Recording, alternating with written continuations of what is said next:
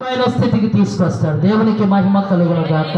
అందుకనే ఈ కూడిక ప్రతి ఒక్క సంవత్సరము జనవరి నెలలో మళ్ళా లాస్ట్ లో కూడా పెట్టడానికి నా మనసు ఎందుకో తెలుసా, ఫస్ట్ వీక్ లోనే పెట్టాలి.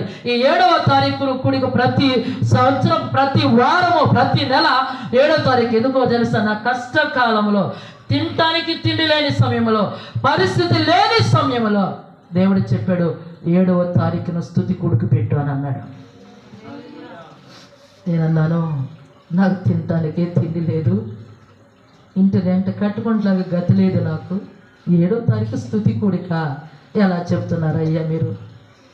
దేవునికి మహిమ కలుగునగాక.